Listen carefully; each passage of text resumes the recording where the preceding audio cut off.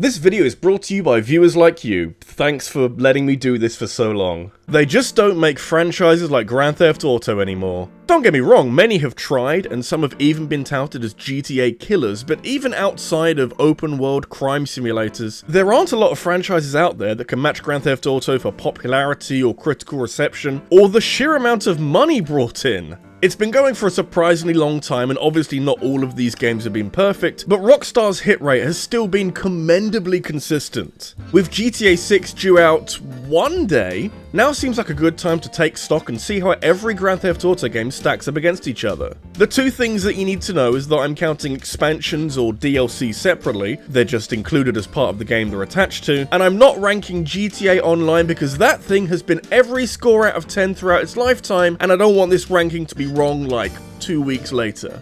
How do you rank an online GTA game? That's the neat part, you don't. I've got plenty of other things to worry about instead. So, I'm sure most people watching this will have an experience of a handful of GTA games, but I'll hazard a guess that most of you haven't played Grand Theft Auto Advance. Yeah, do you want to play a 2-decade-old GTA game on a Nintendo handheld? Grand Theft Auto Advance is kind of a product of its time and takes after the top-down perspective of the older GTA games, which is immediately a little alienating, but I've got to give the devs credit for finding a way of getting this kind of game onto a handheld, and a Nintendo one at that. Seriously, how many M-rated GBA games can you think of? It's not created without compromise though, and the biggest hurdle is how laggy the game feels, and when there's a lot going on screen, which is practically a given in your average GTA game, you can feel every ounce of the hardware limitations. Still though, it's GTA on the GBA, and my brain likes the sound of that. And if that sounds like fun, you'll be pleased to hear that GTA 2 came out on the Game Boy Color, and holy shit was it terrible! Not even in an okay for the time but GTA has seen better days kind of way, genuinely awful to play from start to finish. I'm not going to judge GTA 2 just from one port though, because the main ways to play it are on PC and PS1, and it's okay? Not a car crash by any means, but it's a step backwards from the original game that lacks a lot of refinement, and graphically it seems to have regressed when 2 years of development should have brought more out of this engine. It's still fun and manages to capture the open world feel really nicely despite the technical limitations, but it's hard to play GTA 2 without the nagging feeling that this exact setup has been done better and was done better 2 years before this. Not sure if Rockstar had half an eye on the future or were unwilling to move forward. I don't know, but this game should be a lot better than this. It should be no surprise to anyone watching that the top-down Grand Theft Auto games can't really mix it with all the 3D stuff. You know, these aren't disastrous experiences or anything, but given how expansive GTA games would become, the limited perspective of the older games just can't compare, even with the best top-down game, the original Grand Theft Auto. Obviously, this includes the 2 London-based expansions, which certainly helped to give this game some variety and some longevity at the time when the sequel was out, and I gotta say that with everything that the original GTA has to offer, it's a surprisingly robust experience. The driving feels good, and the city is easy enough to navigate, and you can almost sense where this franchise naturally goes from here. Like, all you'd need to do is open it out a bit and be more ambitious with the scope of the game, and you've got the makings of an entertaining open-world experience, my friend. It's nothing too groundbreaking, but it was controversial enough to be considered for bans in multiple countries when it first came out, so starting as you mean to go on, I guess. And so we rumble on to the 3D Grand Theft Auto games, and the most logical place to go next is the handheld games. With the PlayStation Portable being this kind of sort of home console parallel that can match the output of the PS2, new Grand Theft Auto games were inevitable. The 2 Stories games work pretty damn perfectly as diet GTA games, with perhaps Vice City Stories falling just below Liberty City Stories for my money. Certainly both games work best on the PSP instead of being shoehorned onto the PS2, as notable sacrifices have been made to squeeze this franchise onto a handheld. Building Your Empire is a fun new addition that injects Vice City with a surprising helping of property development that almost feels like a Saints Row game, but it helps Vice City have its own identity and allows the player to have their own imprint on the game. Also, a multiplayer mode is very welcome and allowed Rockstar to hash out the difficulties in a less pressured environment before going big for GTA 4 and 5. So you're giving the PSP some extra value and trying out new ideas for Grand Theft Auto games. You can't go wrong with that. On that topic, Liberty City Stories is much the same as Vice City Stories, and although you might think that Vice City coming second means that it'll be better, in my eyes I think the first PSP game is just that little bit more fun to play.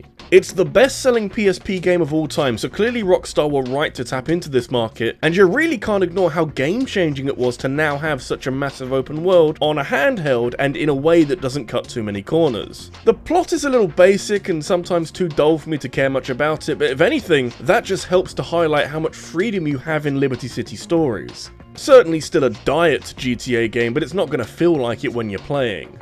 I think we're just spoiled. I feel like everyone forgets about Chinatown Wars, and I think most people sleep on this game because it was originally designed for the Nintendo DS, and we've all seen how Nintendo handhelds handle GTA games, so maybe people are right to be apprehensive? Well, for the brave souls, Chinatown Wars is what you get when you design a Grand Theft Auto game for handheld from the ground up and not try to smush a home console experience onto some hardware that can't handle it. Yeah, it's probably not what immediately comes to mind when you think of Grand Theft Auto, especially these days, but Chinatown Wars actually manages to blend aspects of all GTA games together, going for more of an almost isometric view so that the DS doesn't struggle with all the action on screen, but with more detail than the older top-down games. Not only does it set this game apart from basically every other GTA game ever made, it allows Chinatown Wars to settle within its own unique interpretation of what a Grand Theft Auto game can be. Like, this is one of the best DS games ever made, and it's an experimental reimagining of a franchise far too complicated to fit on a Nintendo handheld. The absolute talent on display here. The big 5 Grand Theft Auto games can honestly be ranked however you like. They're all variations on roughly the same theme from different periods of time, but they're all so good that you shouldn't feel too upset if 2 of these almost equally good games are ranked 1st and 5th. Currently, 5th belongs to Vice City, although again, this is still the complete award-winning GTA experience, and in fact, given where this game falls on the release timeline, Vice City is a pretty incredible achievement. Before GTA 3 had even been released, Rockstar had people working on this game, and given that Vice City takes place in the 1980s, not only is there a distinction between how this game was made, but the 80s aesthetic gives it buckets of character. Feeding into this, Vice City is a lot lighter tonally than previous GTA games, and the story never takes itself too seriously, and when you're cruising down the road on your motorbike, which are new to Vice City, with chilled out 80s music booping away in the background, it's such a laid back vibe. Nothing wrong is happening here, I assure you.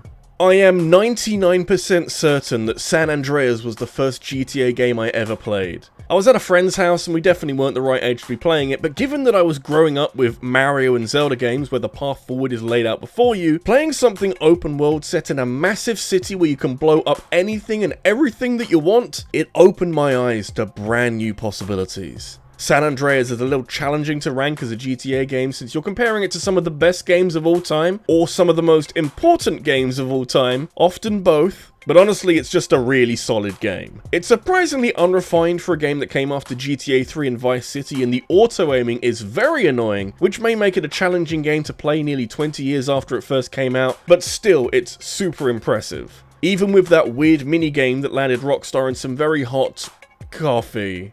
They're just seeking out the controversy at this point.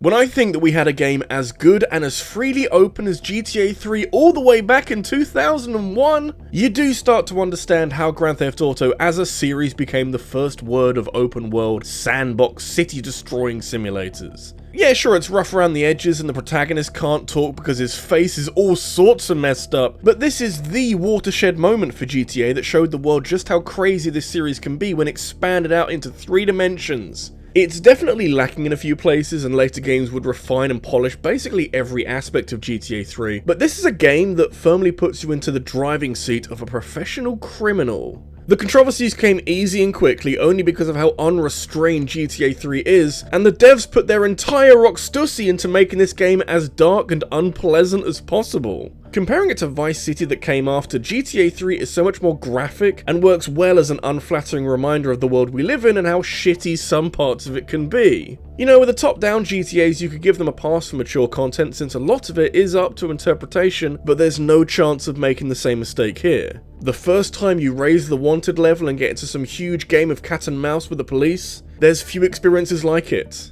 Even the crappy remake couldn't ruin it. Alright, so splitting GTA 4 from GTA 5 is highly subjective and the sort of decision that regardless of which way I go, people will be upset with the outcome, and I think the best way to go about it is by praising what GTA 5 does so well instead of highlighting what keeps it off a top spot. When it came out, GTA 5 was like a seismic event. Everyone has to stop what they're doing because Rockstar have released a next-gen GTA, and to be fair, if the same happened this year, we'd have a similar reaction. Rockstar are on their A-game here with a bustling San Andreas to explore, which now looks so much better with HD graphics and a really bright colour palette. You can fill your time with so much stuff to do in the overworld, and when you fancy playing through the story, you've got some of the best missions ever seen in a GTA game, and the fact that you can replay them at any time is a huge bonus. And hey, I'm not ranking it as its own entity, but GTA Online, while not always amazing, has almost always been entertaining, and at its best, it does a pretty amazing job of overshadowing the single-player portion of GTA 5. Although if you think about it, this game is 10 years old this year, and if it wasn't for the online and all the re-releases, we would have probably played GTA 6 by now. Probably not the biggest problem, but it's not like the community hasn't been desperate for a new game to play for a long while. Thank God for mods, eh? Yeah, so GTA 4 is kind of a special creature. While from the advantageous position of 2023 it might look old and dated compared to the relatively bright and shiny 5th game, GTA 4 is a bit of a miracle really. I talked about some of these games making bold leaps forward for this franchise, and it's less of a leap into HD and more of a medal-winning round of Olympic long jumping. The meticulous detail that runs through every channel of GTA 4 is astonishing, and if you ever stop to pay attention to the world around you, you'll notice just how much of it is realised as realistically as possible. It's a lot less cartoony than GTA 5, which can be off-putting since it's a very brown game, but it's a refreshingly serious take on open world that hasn't been seen too often elsewhere. You have a deeply engaging story starring a protagonist perfect for every scenario, and it never feels like the plot and open world exploration are at odds with each other since the world itself is so authentic.